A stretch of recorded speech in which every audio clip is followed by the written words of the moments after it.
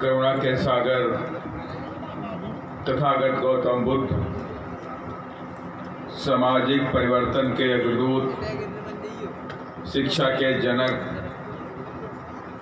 महात्मा ज्योतिबा फूले,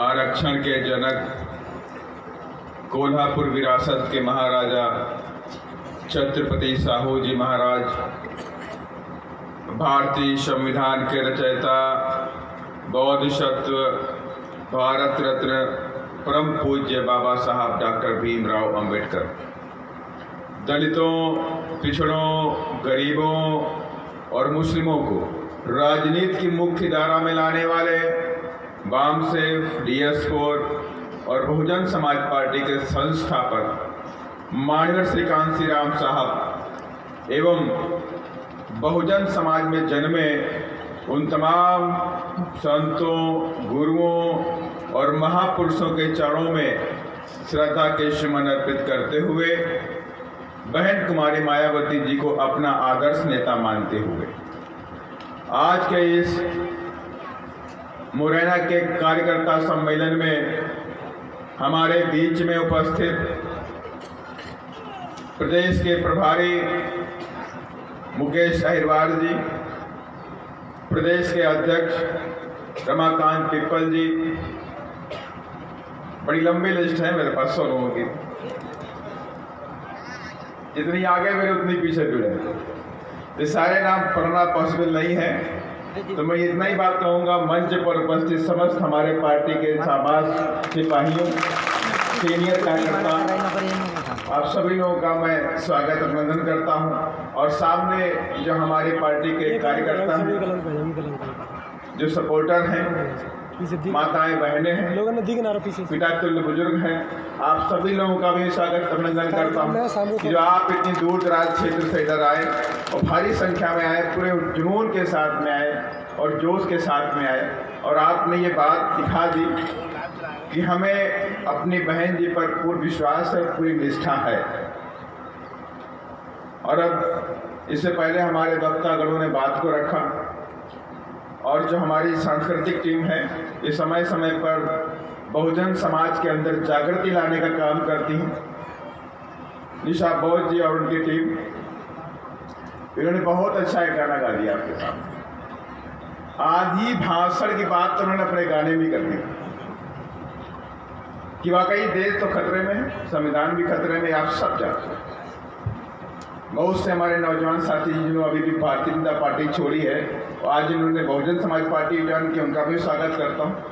कम से कम आप देश हित में आपने बड़ा काम कर दिया।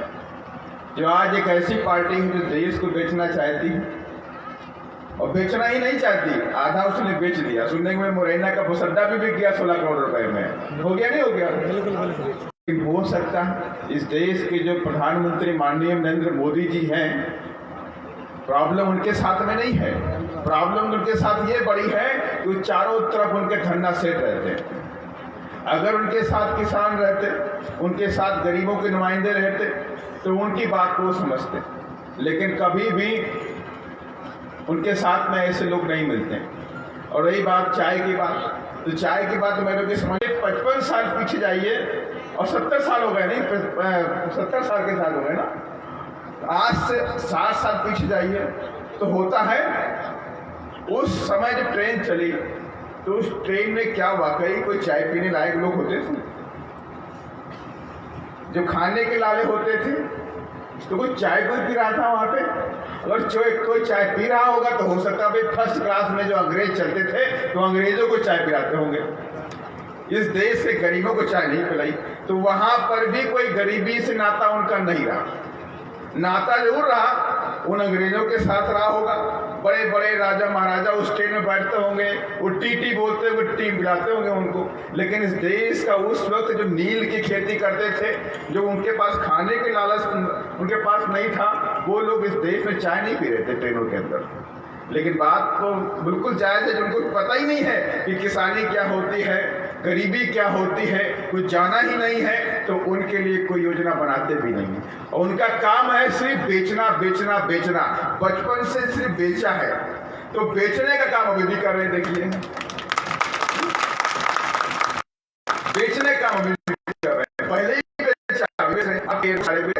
अडानी जी आपकी सहायता करना चाहते हैं। एयरपोर्ट में जो घुसेंगे तो लिखा है अडानी जी आपकी सहायता करना चाहते हैं। सारे एयरपोर्ट बेच दिए, रेलवे स्टेशन बेच दिया। अभी बजट जो पास हुआ उसमें कहा बैंकें बेच देंगे, बैंकें बेचने की प्लानिंग में आ गए। LIC को बेच देंगे, BPCL को बेच देंगे, और इसके बाद सबसे बड़ी बात एक और कहा कि हम बैड बैंक बनाएंगे। क्या बोले? हम बैड बैंक बनाएंगे। भाई बैड बैंक का आइडिया बड़ा अजीब सा है, किसने दिया कौन जाने, वो जाने। इसका मतलब ये हो गया कि जो बड़े बड़े धंधा से, छोटे मोटे व्यापारी बात नहीं कर रहा हूँ, छोटे मोटे व्यापारी तो बेचारे कैसे जी रहे हैं वो खुद जान रहे हैं, कैसे उनका व्यापार चलता है, कैसे अपने परिवार पालते हैं, कैसे अपने उनके जो काम करने वाले लोग होते हैं उनको तनख्वाह देते हैं, वो खुद जानने कितनी परेशानी से निकल रहे हैं। लेकिन बड़े बड़े धंधा से उनकी संपत्ति दुगनी हो रही है, हर महीने एक नया रिकॉर्ड बना रही है कि इतनी हो गई, आज इतनी हो गई, इतनी हो गई। तो इसके मतलब क्या हो रहा है कि इसके अंदर ऊपर से उनके लिए ही सारे प्लानिंग की जाती है, सारे काम उन्हीं के इशारे किए जा रहे हैं। अब धन्ना सेठ सबसे जो कुछ बचा नहीं है सब खरीद चुके हैं। पहाड़ उन्होंने खरीद लिए, कोयले के पहाड़ खरीद लिए, गैस खरीद ली उन्होंने, BSNL को बीमार कर दिया।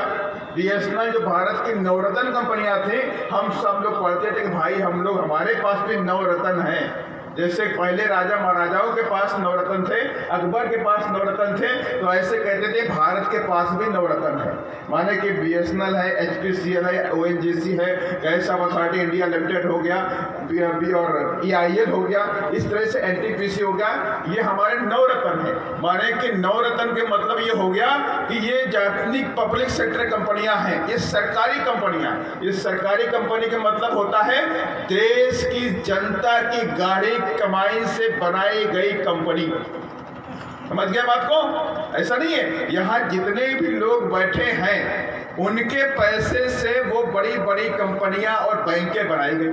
अब आप समझते होंगे हमने तो पैसा दिया नहीं है तो बैंकें से हमने बना दी। ऐसा नहीं है, आप जो भी इस देश में खरीदते हैं, कपड़े से लेके कफन तक, खाने से लेके पीने तक, फोन से लेकर रिचार्ज तक, जो भी आप इस दैनिक जीवन में उपयोग करते हैं उस सब के ऊपर आप टैक्स दे रहे हैं। टैक्स दे रहे हैं, कहीं GST दे रहे हैं आप, कहीं रिचार्ज के ऊपर कराएंगे 100 रुपए का तो उसमें 70-72 रुपए की टॉक टाइम मिलेगी, 30 रुपए टैक्स लग गया। मोबाइल खरीद रहे हैं उस पर टैक्स लग गया 18% का। आपने टीवी खरीदा, फ्रिज खरीदा, उस पर भी 18%। माने अगर 10,000 रुपए का आपका फ्रिज है तो 1,800 रुपए आपने टैक्स दे दिया, 20,000 रुपए का फ्रिज है तो आपने 3,600 रुपए टैक्स दे दिया। तो इस तरह से आपने हर चीज के टैक्स दे दिया। उसी टैक्स के जरिए आप जो पैसा इकट्ठा होता है वो सरकार के पास पहुंचता है, और उसी पैसे से सरकार ने, हमारे पीछे के लोगों ने, आज के लोग तो बेच रहे हैं, पीछे के लोगों ने इस देश को चलाने के लिए, इसके विकास के लिए, कि इस देश में विकास हो, रोड बने, स्कूल बने, गरीबी खत्म हो, रोजगार के अवसर उपलब्ध हो जाएं, उसके लिए हमारे पुराने जो समय के जो महापुरुष थे, जो भी लोग थे, उन लोगों ने इनके नवरत्न जैसी फैक्ट्रियों का निर्माण किया। बाबा साहब डॉक्टर भीमराव अम्बेडकर जी का एक महत्वपूर्ण योगदान है कि RBI बनाई। RBI बना करके कहा RBI बनेगी और RBI के तहत हम तमाम पूरे देश के पैसे को कलेक्ट करेंगे, उससे हम विकास का काम करेंगे। उसी पैसे से, आपकी गाड़ी कमाई से ये नवरत्न जैसी कंपनियां खड़ी की गई। माने कि अगर एक नवरत्न कंपनी, हम कहते हैं साल में 10 लाख करोड़ का प्रॉफिट कमाती है। हम एक एग्जाम्पल दे रहे हैं आपको। हम मानते हैं कि जो IOCL का जो कंपनी है, जिसे कहते हैं इंडियन ऑयल कॉर्पोरेशन, अगर IOCL 10 लाख करोड़ का प्रॉफिट कमाती है तो ये 10 लाख करोड़ रुपया इस देश के विकास में खर्च होगा नहीं होगा। लेकिन अब प्लान दूसरा क्या है कि अब इस सारी कंपनियों को बेच दो, इन कंपनियों को बेच दो, ये सारी कंपनियां प्राइवेट हाथों में पहुंच जाएं। माने कि अगर 10 लाख करोड़ का प्रॉफिट होगा तो अब वो देश की गरीबी के लिए, देश के विकास के लिए, देश की सुरक्षा के लिए खर्च नहीं होगा, वो धन्ना सेठों की तिजोरी में जाएगा। ये सारा पैसा धन सेठों की तिजोरी में जाएगा। ऐसे काम पूरी तरह से चल रहे हैं। और सबसे बड़ा एक दुर्भाग्य होने वाला है, सबसे बड़ा नुकसान ये होने वाला है कि जो बाबा साहब डॉक्टर अम्बेडकर ने हमको रिजर्वेशन दिया, जो छत्रपति साहू जी महाराज जो कुर्मी समाज से आते थे, कोल्हापुर विरासत के महाराजा थे, उन्होंने इस देश में रिजर्वेशन की परिकल्पना की और बाबा साहब डॉक्टर अम्बेडकर ने रिजर्वेशन की जो परिकल्पना को, अवधारणा को, उसका रूप दिया संविधान के अंदर और कहा इस देश में जो गरीब लोग हैं इनको सामाजिक और आर्थिक न्याय के तहत इनको इस देश में बराबरी का दर्जा मिलना चाहिए ताकि ये लोग भी इस देश की मुख्य धारा में आ जाएं। इसलिए इनको रिजर्वेशन मिलना चाहिए। और बाबा साहब डॉक्टर अम्बेडकर ने इस देश के दलितों को भी, आदिवासियों को भी और पिछड़ों को भी, इन सभी समाज के लोगों को रिजर्वेशन दिया। का रिजर्वेशन के तहत इनके बच्चे पढ़ लिख जाएंगे, रिजर्वेशन के तहत शिक्षा इनको मिल जाएगी, शिक्षा के बाद रिजर्वेशन के तहत तमाम तरह की बड़ी बड़ी नौकरियां मिलेंगी इनको। कोई आईएएस बनेगा, कोई आईपीएस बनेगा, कहीं पे आईओसीएल में इंजीनियर बनेगा, कोई डॉक्टर बनेगा। इस तरह की एक बात चल रही थी इस देश के अंदर कि संविधान के जरिए इन सब जगहों पर हमारे लोग, गरीबों के बच्चे पढ़ लिख करके अधिकारी बन रहे थे। लेकिन अब क्या हुआ, 2015 की एक बात मैं आपको याद दिलाता हूं। 2015 में आरएसएस के जो चीफ हैं मोहन भगवत जी, उन्होंने कहा कि भारतीय जनता पार्टी की जब सरकार आएगी तो हम संविधान को, हम आरक्षण को खत्म कर देंगे। कहा नहीं कहा था। और उस वक्त बिहार में चुनाव हो रहा था। उनके एक स्टेटमेंट के बाद बिहार के साथियों ने भारतीय जनता पार्टी का बोरिया बिस्तरा बंद करके वापस उनको दिल्ली भेज दिया। उसके बाद ये सजग हो गए कि भाई अगर हम आरक्षण को ऐसे खत्म करेंगे, संविधान से इसको संविधान से हटा देंगे तो ये पूरी देश की जनता, ये जो है गरीब ये समाज के जो लोग हैं, जो बहुजन समाज के लोग हैं, जो दलित हैं, जो आदिवासी हैं, जो पिछड़े समाज से बिलोंग करते हैं, चाहे वो जाट हो, चाहे गुजर हो, चाहे धाकड़ हो, चाहे कुशवाहा हो, ये सारे लोग मिल को हमें लाइन में लगा देंगे। तो इन लोगों ने दूसरा रास्ता निकाल लिया। कहा एक काम करते हैं, इनको रिजर्वेशन जो है हम सीधे हमला नहीं करते हैं, अब हम रिजर्वेशन को निष्प्रभावी कर देंगे। माने कि रिजर्वेशन तो संविधान में रहेगा लेकिन वो निष्क्रिय हो जाएगा, काम नहीं कर पाएगा। वो कैसे काम नहीं कर पाएगा कि सारे एयरपोर्ट बेच दो, उनको प्राइवेट हाथों में दे दो, सारे रेलवे का सिस्टम पूरा प्राइवेट हाथों में दे दो, सारी बड़ी बड़ी कंपनियां बेच दो, आईओसीएल बेच दो, बीपीसीएल बेच दो, बैंकें बेच दो, तो बचा फिर क्या आपके पास? जहां आपके बच्चे पढ़ लिख करके इस देश में इंजीनियर बनते हैं, डॉक्टर बनते हैं, वहां तो वो चपरासी बन जाएंगे सब। सारा सिस्टम बैंक उनके हाथ में आ जाएगा साथी। और ये हालात हो रहे हैं। आपने देखा भी है कि लेटरल एंट्री के जरिए इस देश में आईएएस आईपीएस बनना शुरू हो गए, लेटरल एंट्री के जरिए साथ। माने कि गरीब का बच्चा जो गांव से पढ़ लिख करके आता है, पूरी रात दिन सूखी रोटी खाता है, आधी रोटी खाता है, दिल्ली में जाके तैयारी करता है तो उधर खिचड़ी बना के खाता है, महीनों सालों खाता है, कहीं 2-2 3-3 साल तक तैयारी करता है, तब जाके कहीं बेचारा वो आईपीएस या आईएएस की परीक्षा पास कर पाता है। लेकिन अब क्या सिस्टम हो गया कि अब सिस्टम ये कर दिया कि धन्ना सेठों के बच्चों को सीधे लेटरल एंट्री दी जाएगी। माने कि अगर आपका प्रभाव राजनीतिक रूप से आप प्रभावशाली हैं, आपके आपका जो कुछ न कुछ सिस्टम सरकार के लोगों से साठ-गांठ है, तो आपके बच्चे को पढ़ने की जरूरत नहीं है, धन्ना सेठों के बच्चों को पढ़ने की जरूरत नहीं है, वो सीधे आपके ऊपर बॉस बन के आ जाएंगे और लेटरल एंट्री के जरिए आईएएस आईपीएस बन जाएंगे सब। अभी डिप्टी सेक्रेटरी की पोस्ट निकाली गई, उस डिप्टी सेक्रेटरी में कोई रिजर्वेशन का सिस्टम नहीं है। और खास बात देख लीजिए, जो में पार्टी के साथ में मूवमेंट भी सर, और बहुजन समाज पार्टी इस देश में चाहती क्या है? बहुजन समाज पार्टी इस देश में चाहती है सामाजिक न्याय, कि सामाजिक न्याय मिलना चाहिए, आर्थिक मुक्ति का आंदोलन होना चाहिए सबको। सामाजिक न्याय के माने क्या हो गया? जातिवाद, ऊंच नीच की भावना इस देश से खत्म होनी चाहिए, सबको बराबरी का हक मिलना चाहिए। और दूसरी बात बोली, आर्थिक आंदोलन माने जो खाई है उसे खत्म करना। वो भी बिजनेसमैन बन जाए, वो भी आईपीएस बने, उनके बच्चे डॉक्टर बने, उनके बच्चे इंजीनियर बने। इस तरह का सिस्टम बहुजन समाज पार्टी इस देश में लाना चाहती है। इसीलिए सारी पार्टी बहुजन समाज पार्टी से घबराती है कि किसी न किसी तरीके से बीएसपी को रोक लो, बाकी कोई दिक्कत नहीं, कांग्रेस आ जाए या बीजेपी आ जाए उससे कोई फर्क नहीं पड़ेगा। इसलिए हर हालत में सिर्फ बीएसपी को रोको। और इसमें जब दिखता भी होगा ये सारे लोग एक हो जाते हैं। एक होने के बाद सिर्फ टारगेट होती है बीएसपी को पड़पने मत दो, बीएसपी को रोक लो, बीएसपी को एमएलए एमपी जीतने मत दो। उनका यही मकसद होता है। वो जान रहे हैं कि अगर बीएसपी आगे बढ़ी तो गरीबों की आवाज बनेगी, गरीबों के बच्चे भी इस देश में पढ़ लिख कर आईएएस आईपीएस डॉक्टर इंजीनियर बनेंगे। इसलिए बीएसपी को रोकते। बीएसपी अगर आती है तो दलितों के जो अत्याचार होंगे तो संसद में बीएसपी के सांसद शेर बन के दहाड़ेंगे। इसलिए बीएसपी को रोको। अगर बीएसपी आएगी तो असेंबली के अंदर जो प्रदेशों के अंदर जो संकट होती है, बातें होती है, अत्याचार होता है, हरासमेंट होता है, ये सारी बातें वहां पे उठाई जाएंगी। इसलिए बीएसपी को रोक लो। जब बीएसपी के लोग होंगे ही नहीं तो कोई भी आवाज आपकी उठने वाली वहां पर नहीं साथियों। और इसका सीधा एग्जाम्पल देख लीजिए। आपने देखा अभी किसान का मुद्दा चल रहा है। किसान का मुद्दा पूरा छाया हुआ है कि एमएसपी कानून होना चाहिए, 3 काले कानून वापस होने चाहिए।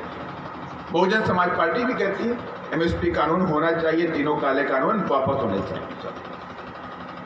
और इससे पहले भी आपको याद होगा 2014 में एक कानून लेकर आए थे, भारतीय जनता पार्टी की सरकार थी, माननीय नरेंद्र मोदी जी प्रधानमंत्री थे। एक कानून लेकर आए थे जिसका नाम था भूमि अधिग्रहण कानून। याद है आप लोगों को? याद है भूमि अधिग्रहण कानून, लैंड एक्विजिशन बिल। उस बिल का हम लोगों ने पूरे देश में व्यापक रूप से उसका विरोध किया था। फिर तमाम सारी पार्टियां हमारे पीछे हो गई, उन लोगों ने विरोध किया और उस बिल को वापस लेना पड़ा। उसके बाद देखिए नोटबंदी हुई। नोटबंदी में तमाम गरीब बेचारे परेशान हो गए।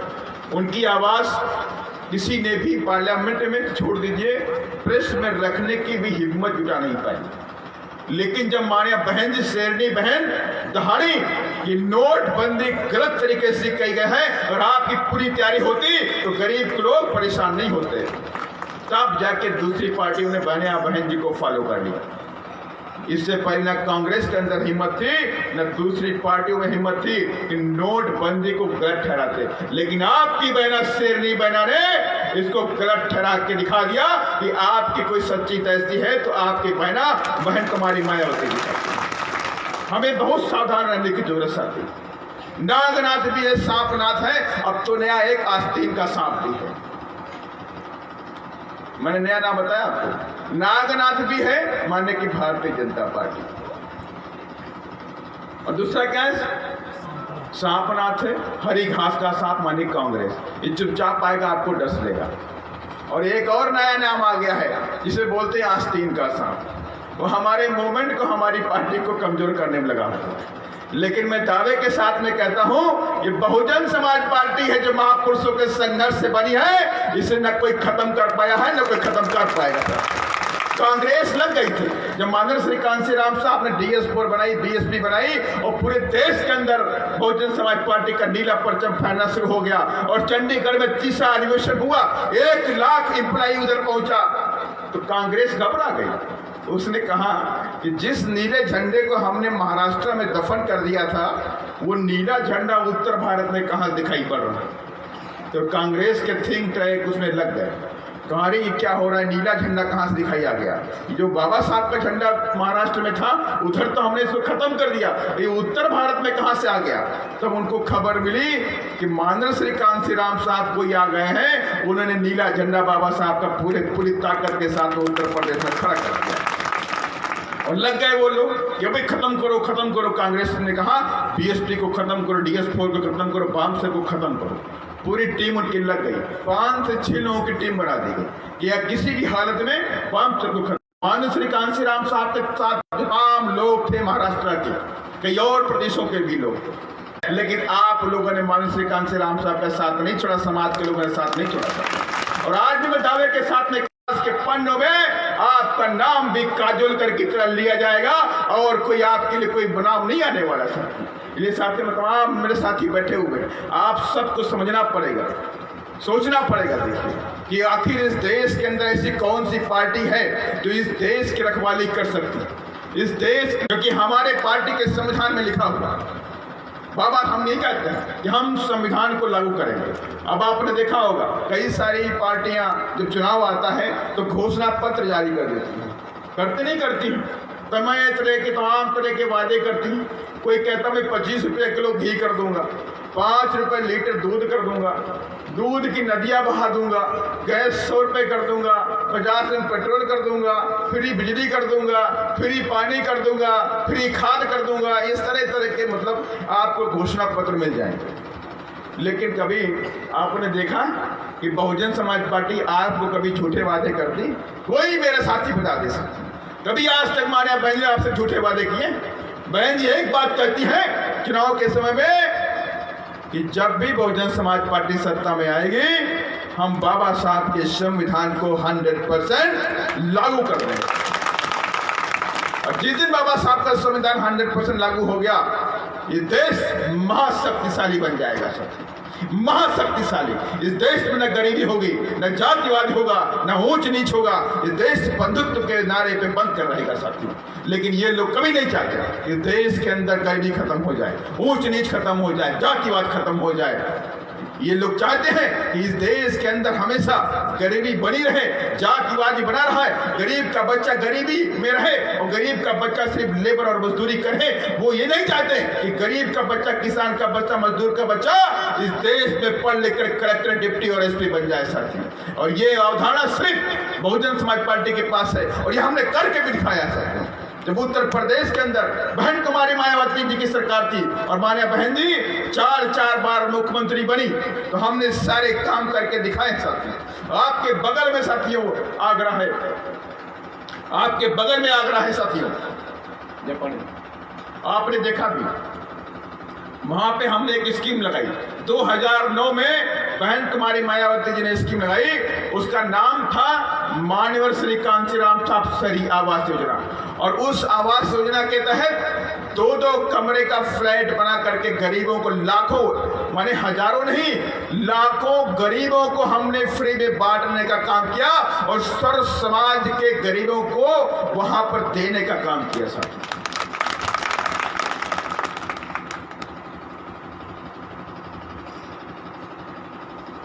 ऐसी तमाम योजनाएं थी। शिक्षा के क्षेत्र में योजना थी साथियों। उत्तर प्रदेश में जब बहन की सरकार थी उस वक्त सैकड़ों school, degree college, engineering college, medical college, कई सारी यूनिवर्सिटी खोली गई साथियों। और आज क्या हो रहा है देश में? माननीय प्रधानमंत्री जी नरेंद्र मोदी, बीजेपी की सरकार। अब आप बता दीजिए, आप 20 यूनिवर्सिटी का नाम बता दीजिए जो पिछले 5-7 सालों में खोली गई है। कहीं खोली गई साथियों? माने कि केंद्र की सरकार है, केंद्र की सरकार ने 20 यूनिवर्सिटी और 20 डिग्री कॉलेज तक नहीं खोले साथियों। और मान्या बहन जो उत्तर प्रदेश की मुख्यमंत्री हैं, 2007 से 12 के बीच में हमारी बहुमत की सरकार है, 7 यूनिवर्सिटी हमने खोलने का काम किया साथियों। सैकड़ों हमने कॉलेज खोले साथियों, हजारों के रूप में स्कूल खोले। और मध्य प्रदेश में क्या हो रहा है? मध्य प्रदेश में जहां गरीबों के बच्चे पढ़ते हैं, स्कूल सरकारी स्कूल बोलते हैं, उन स्कूलों को बंद करने का काम कर रही है ये शिवराज सिंह की सरकार साथी। जहां गरीब के बच्चे पढ़ते हैं उनको बंद कर दीजिए, जहां धन्ना सेठ के बच्चे पढ़ते हैं उनको चालू रखिए साथियों। इनका मकसद क्या हो गया? इनका मकसद ये हो गया कि गरीब के बच्चे मजदूरी करें, गरीब के बच्चे कभी आगे न बढ़े, इसलिए वो सरकारी स्कूलों को बंद करना चाहते हैं। और कोई बात नहीं है, इसलिए वो बंद करना चाहते हैं। लेकिन उत्तर प्रदेश में क्या होता है? जब गरीबों की बात आती है तो सबसे पहले लाभ वहां पे गरीबों को मिलता है साथियों। उत्तर प्रदेश में शिक्षा फ्री करी गई साथियों। जब मान्या बहन जी मुख्यमंत्री थी, तीसरे टर्म में मुख्यमंत्री थी, तो उन्होंने आदेश लागू किया, कहा जो इस देश के मध्य प्रदेश के अंदर दलित हैं, आदिवासी हैं और जो गरीब हमारे पिछड़े समाज के जो लोग हैं, जो गरीब लेवल में आते हैं, गरीबी की रेखा में आते हैं, उनके बच्चों की कोई भी फीस नहीं पड़ेगी। माने कि आपका बच्चा पढ़ने स्कूल में जा रहा है तो आपको परेशान होने की जरूरत नहीं है। आपकी जो फीस है उत्तर प्रदेश का समाज कल्याण विभाग भरेगा, आपको फीस भरने की जरूरत नहीं है। ऐसी व्यवस्था उत्तर प्रदेश में लागू की गई। अगर आपका बच्चा बीटेक करना चाहता है, इंजीनियरिंग करना चाहता है, मेडिकल करना चाहता है, बीएड करना चाहता है, लॉ करना चाहता है, तो सारी फीसें उत्तर प्रदेश में बहन कुमारी मायावती जी की सरकार ने भरने का काम किया। भरने का काम किया। अगर आपका बच्चा होनहार है, विदेश पढ़ने जाना चाहता है, तो उसका पैसा भी वहां की सरकार जो थी, माने बहन कुमारी मायावती सरकार जो थी, उसने भरने का काम किया। साथी यही नहीं, उत्तर प्रदेश में एक योजना निकाल के लाई गई, महात्मा ज्योतिबा फुले योजना। माता सावित्री को दर्द था कि गरीब के बच्चे कैसे पढ़ेंगे, तो ऐसे हमें रास्ते बनाने पड़ेंगे, गरीब बच्चे पढ़ लिख, और उसकी भी बहन जी ने व्यवस्था कर दी। अब कहा बच्चे एसडीएम कैसे बने, डॉक्टर बने, कैसे बनेंगे, पढ़ाई तो पूरी करे हैं। तो इसके लिए मान्या बहन जी ने उत्तर प्रदेश में छह कोचिंग कॉलेज खोल दिए। छत्रपति साहू जी महाराज के नाम से 6 कोचिंग कॉलेज खोले। एक कोचिंग कॉलेज तो आपका लखनऊ में डॉक्टर अम्बेडकर पार्क के पीछे, जिसे बोलते हैं भागीदारी भवन, एक हापुड़ में है साथी, और एक इधर आगरा में भी है, एक अलीगढ़ में भी है, और एक उधर आपके झांसी में, और एक आपका आजमगढ़ साइड में भी साथी। इस तरह के 6 कोचिंग कॉलेज खोले गए उधर, कि माने कि उधर गरीबों के बच्चे, दलितों के बच्चे, आदिवासियों के बच्चे और पिछड़ों के बच्चे, जो गरीब लोग हैं, जिनके पास इतना पैसा नहीं होता है कि उनके बच्चे तैयारी कर सकें, आईएएस की तैयारी कर लें, या पीसीएस की तैयारी कर लें, या बैंक की तैयारी कर लें, या मेडिकल की तैयारी कर लें, या इंजीनियरिंग की तैयारी कर लें। इसके इतना पैसा नहीं होता है कि लाखों रुपया हम कोचिंग में जाके फीस जमा कर दें। इसीलिए हमारे बहन जी ने उधर कोचिंग कॉलेज बना दिए कि उधर आपको बच्चों को सिर्फ आना है। 65 बच्चों ने पीसीएस की परीक्षा उत्तर प्रदेश की पास की, वो सारे एसडीएम, कहीं तहसीलदार बन गए, कहीं नायब तहसीलदार बन गए। इस तरह से साथी वहां पे हुआ। माने गरीबों के लिए उधर पे काम होता है साथी। और रही बात किसानों की साथी, उत्तर प्रदेश आप सबको पता है, पश्चिम से लेकर उत्तर तक गन्ने खेती होती है। वहाँ पर सिर्फ गन्ना ही गन्ना वहाँ मेन होता है। और गन्ने का जो दाम बढ़ाया तो सिर्फ मान्या बहन कुमारी मायावती जी ने बढ़ाया। और आज तक उधर समाजवादी पार्टी की सरकार भी पहले थी, और अभी भारतीय जनता पार्टी की सरकार है। वहाँ पे किसी की भी हिम्मत नहीं है कि किसानों के लिए कोई काम कर दे। 100 रुपये 50 रुपये गन्ने का रेट बढ़ा दे सकते। बातें सभी करते हैं, काम कोई नहीं करता सकते। अब अभी भी 2-2 साल का पैसा उधर गन्ने का बाकी है, लेकिन एक भी धन्ना सेठ, बड़े बड़े मिल मालिक जो शक्कर फैक्ट्री, शुगर फैक्ट्री के जो हैं, वो किसानों को पैसा नहीं दे रहे। लेकिन जब बहन जी की सरकार थी तो बहन जी ने कहा 1 हफ्ते के अंदर पैसा मिलना चाहिए किसानों को, 1 हफ्ते के अंदर पैसा मिलना चाहिए। नहीं मिला तो तुम्हारे मालिक को जेल में डालने का काम करेंगे साथी। और सारी फैक्ट्रियां दनादन 1 हफ्ते के अंदर सारा पेमेंट कर दी साथी। ये खौफ होता है साथियों, ईमानदारी खौफ होता है। कभी चंदा नहीं लेते हम लोग कि धन्ना सेठों चंदा लेने और पार्टी चलाए साथियों। पार्टी हमारी चलती है, हमारी जो पार्टी के जो वर्कर हैं, इनके खून पसीने कमाई से हमारी पार्टी चलती है। किसी धन्ना सेठ के नोटों से ये बहुजन समाज पार्टी नहीं चलती साथी। इसीलिए जब हम सत्ता में आते हैं तो हम गरीबों के लिए काम करते हैं, आदिवासियों के लिए काम करते हैं, दलितों के लिए काम करते हैं, किसी धन्ना सेठ के लिए काम नहीं करते साथियों। हम वो काम करते हैं जो हमारे संविधान में लिखा हुआ है। हम बाबा साहब की विचारधारा पे काम करते हैं, महात्मा फुले की विचारधारा पे काम करते हैं, साहू की विचारधारा पे काम करते हैं। किसी धन्ना सेठ के प्रॉफिट के लिए काम नहीं करते साथियों। लेकिन अब क्या हो रहा है, अब तो सारा काम धन्ना सेठों के इशारे पे होता है। सारे काम धन्ना सेठों पे। अभी मैं बता रहा था आप लोग, बैड बैंक बनाया गया। अभी बैड बैंक समझ लीजिए क्या होता है। सरकार ने कहा बैड बैंक बनाएंगे हम। माने कि सरकार के लोगों ने बड़े बड़े धन्ना सेठों को हजारों करोड़ रुपया लोन दे रखा, हजारों करोड़ रुपया लोन दे रखा वो। और उस बैड बैंक में क्या कहा कि नीरव मोदी का अकाउंट वहां ट्रांसफर कर देंगे, विजय माल्या का अकाउंट हम वहां ट्रांसफर कर देंगे। अभी बैड बैंक के जो लोग होंगे वो प्राइवेट बैंक वाले होंगे, ये लोग ही उनका पैसा निकालेंगे। मानी यदि उल्टी बात हो गई तो जो लोग पैसा लेके बैठ गए हैं उन्हीं से हम कह रहे हैं कि भैया अपना पैसा निकालने के लिए एक बैंक बना लो। बेवकूफ़ी वाली बात नहीं हो रही सर। इस तरह से योजनाएं लेके आते हैं, वर्ल्ड बैंक बनाएंगे सर, माने कि 7 लाख करोड़। अब आप समझ लीजिए 7 लाख करोड़। आप लोग तो सब लोग, आपके घर में आटा फ्री नहीं है, लेकिन मोबाइल की क्रांति के डाटा फ्री है। कम से कम डाटा में आप उधर गूगल में जाके सर्च किया करिए कितना क्या चल रहा है इस देश के अंदर, कितना लोन धन्ना सेठों ने लिया है, कौन सी योजनाएं हो रही हैं। आप सबको अपडेट रहना चाहिए। तो अभी 7 लाख करोड़ रुपए, 7 लाख करोड़ रुपए इस सरकार ने धन्ना सेठों का माफ कर दिया।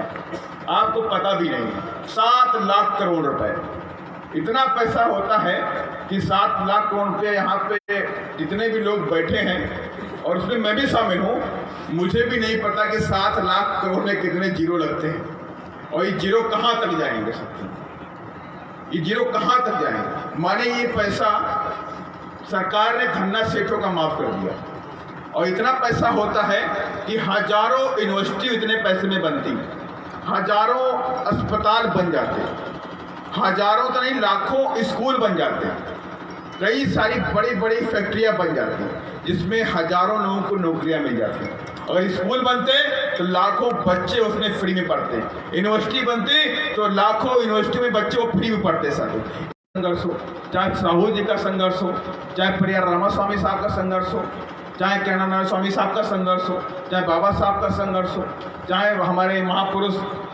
महर्षि कांशीराम साहब का संघर्ष हो, आज उनका ही संघर्ष है कि आपको उन पार्टियों में भी इज्जत मिलती है जो हमारे समाज के बैरूपी उधर जाते हैं, वरना उधर भी इज्जत नहीं मिलती थी कभी भी। ये बीएसपी का संघर्ष है और बहुजन समाज के लोगों का संघर्ष है कि आज हम लोग इस स्टेज पे खड़े होकर के शान से आपके सामने दहाड़ रहे हैं साथी।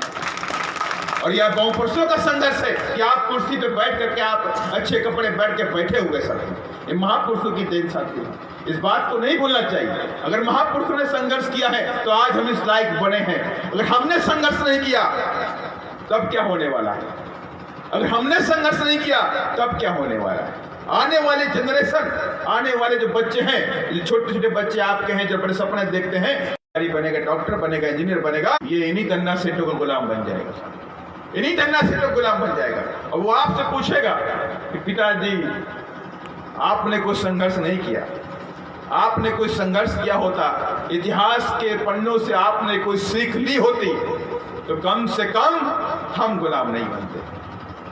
आप तो गुलाम नहीं बने कि बाबा साहब ने संघर्ष किया, हमारे महापुरुषों ने संघर्ष किया, तो आप तो गुलाम नहीं बने। लेकिन आपने कोई संघर्ष नहीं किया और आपने अपनी बहन जी को इस देश की गद्दी तक नहीं पहुंचाया, इसीलिए हम गुलाम बन गए। सर ये वक्त है सत्य, वक्त की नजाकत को समझिए।